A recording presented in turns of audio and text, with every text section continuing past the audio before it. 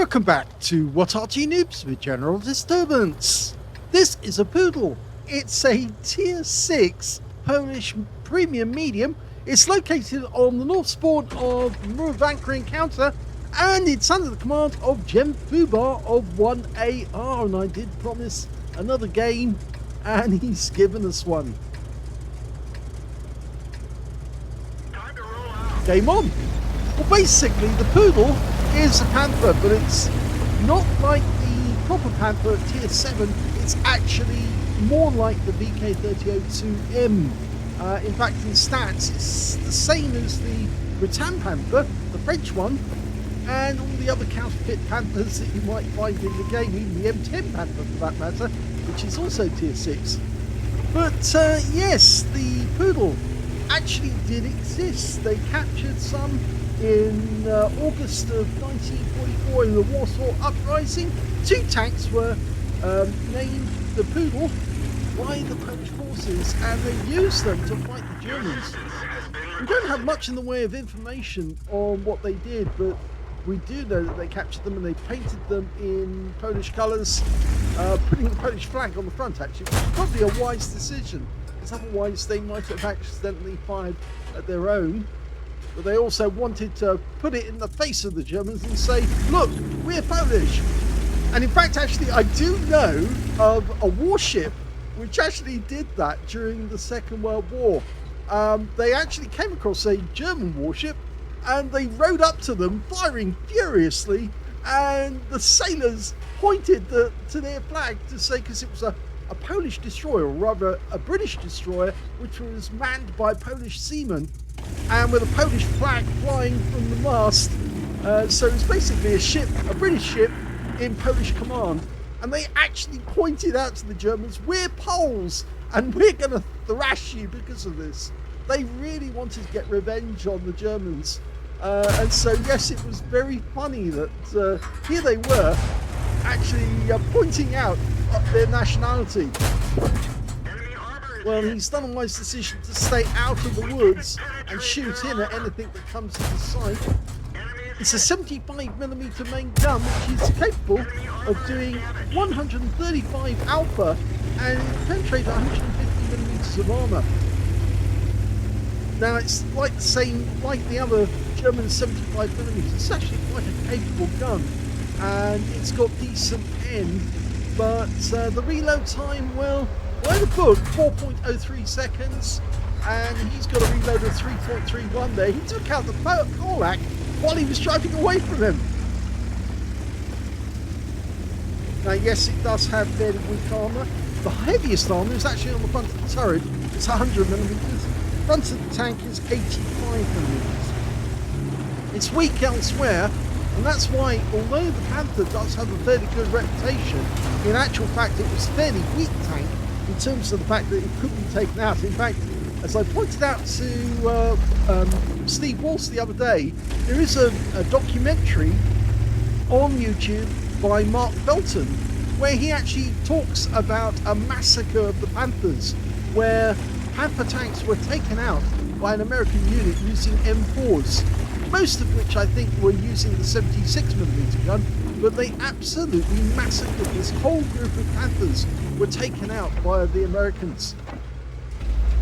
Now, it does have fairly good gun depression, 8 degrees, so he's trying to use that at the moment against that T-29. He tracked him.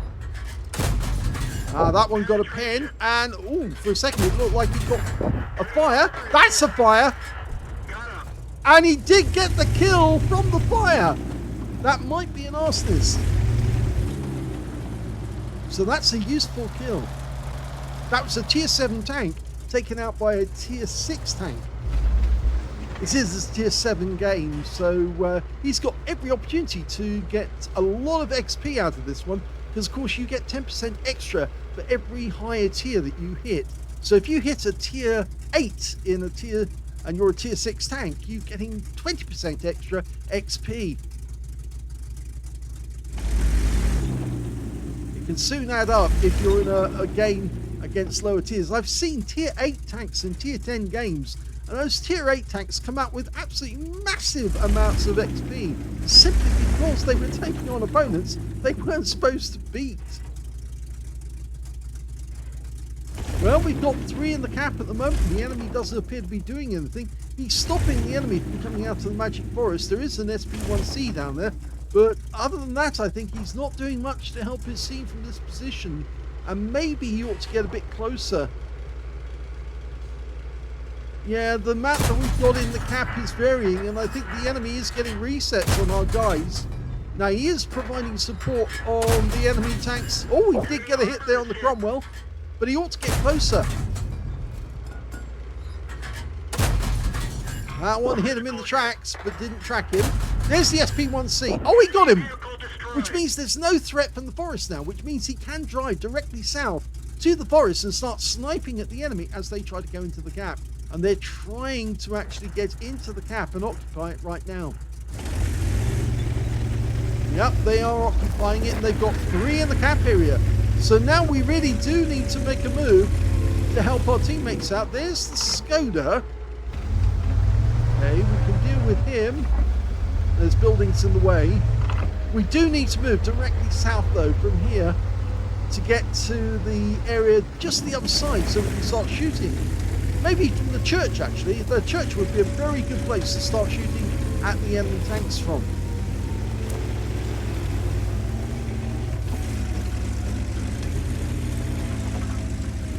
The one good thing so far is that he's still got all of his hit points in this game, and of course the longer you survive in the game, the more chance you've got of being at the end of the game when all the interesting final kills happen.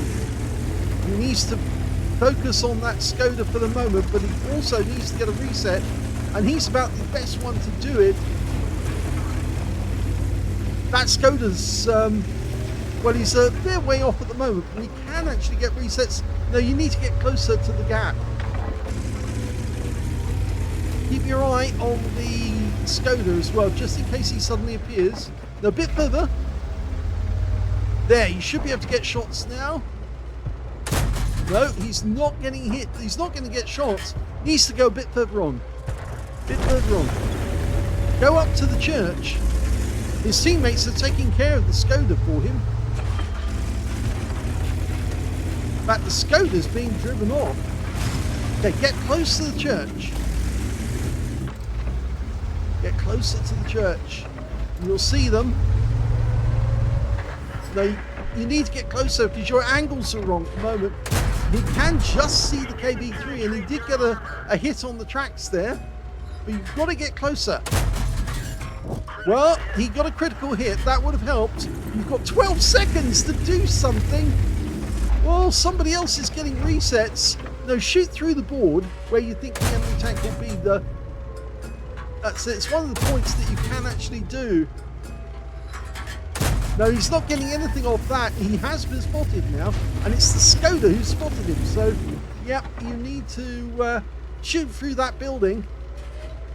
And okay, the Skoda knows he's here, and he's firing, and you need to do something about it. Don't just sit there. Come on. You can't just sit there. You've got to get active. The Skoda knows where you are, and he's shooting at you. You're losing hit points by doing nothing. No, move from that position. He knows you're there. That's it. Get out of that position. Now, oh, the Govika's just fired one into his rear, and it's a biggie. That must have been a 100mm round, or at least an 88. Unfortunately, now most of the rest of his team have been wiped out. He's only one of 3, but he finally does get a shot on the... Yeah, got the kill. Oh dear, that was almost an effort just to get 1 kill. I know he's got 3 showing at the moment, but honestly, you need to go after these targets. You can't sit there once you've been spotted. You need to move, otherwise you're going to be in danger. It looks like the cap is getting reset by the others.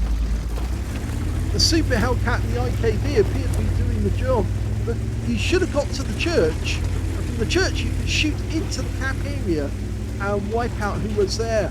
And they're probably going to end up with a not leather slave medal, a defender medal.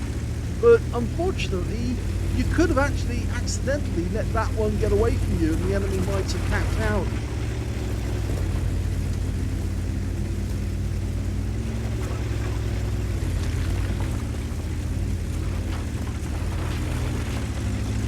The moment your position has been revealed to the enemy, if you stay where you are, then you're likely to just let the enemy get shots on you, which will eventually wipe you out. You can take out the KB3. Here he is. Good. That's 75mm carved through the turret of the KB3. But now he needs to avoid getting hit by the Govka. He's still alive.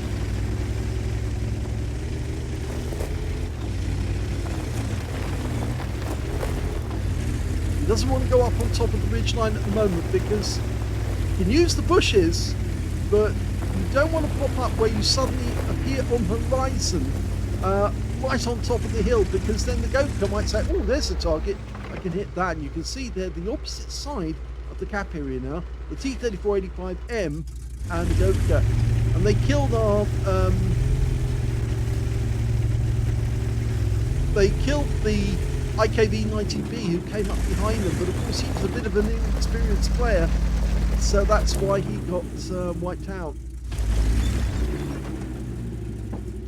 Now, if I was you, I would actually go around.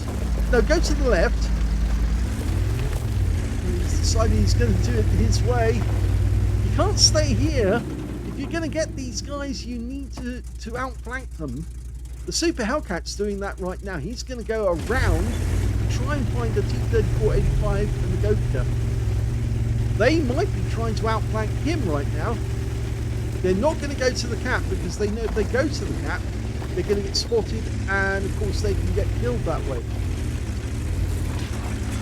The T-3485 has found the Hellcat, but he got wiped out by the Hellcat, the Super Hellcat. That's the premium one, the one that's already got the 90mm, only the 90mm, but it's a tier 7 tank. So it's only the Govka who's left.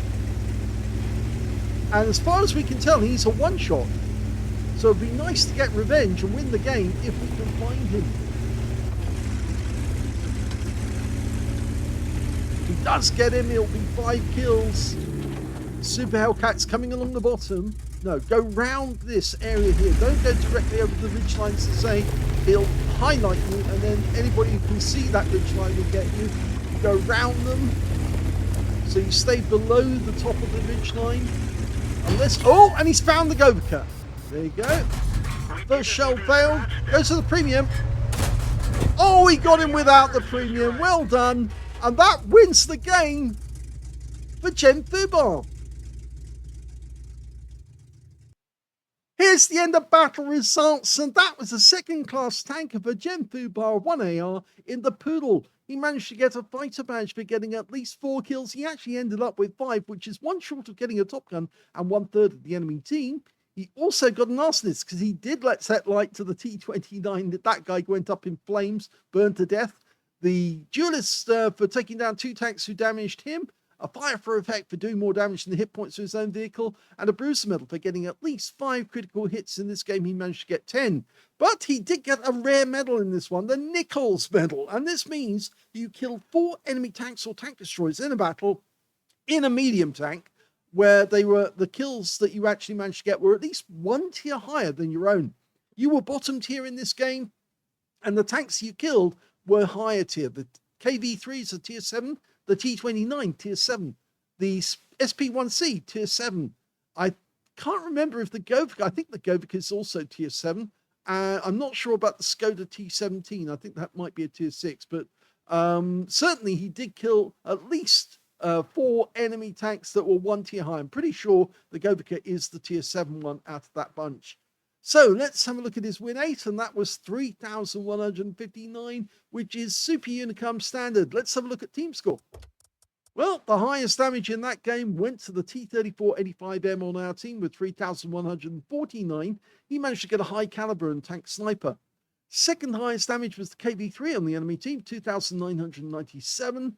And third highest damage, well, that actually went to the M2Y on our team with 2,698, just beating the Govika 2,636. GenFUBAR only got 1,286, which means that he was beaten by 4 members of the enemy team, and 4 members of his own team, puts him in 9th place on damage. When it came to kills, though, he was right at the top because he got 5 kills in that one. 3 kills went to the T-3485M and the Super Hellcat, and 2 kills went to the top 2 on our team, who also got a Confederate, and on the enemy team, their Govika, their Panther, their Skoda, and their Cromwell all got 2 kills. And when it came to base XP, he's in 4th place because the T-3485M got 1,316, the TOG 2 1,097, the M2Y 1,034, and then we've got GenFUBAR with 1,012, and the 4 players managed to get over 1,000 base, so they all excelled in their vehicle on that day. He fired 32 rounds, but he got 19 direct hits and 11 penetrations.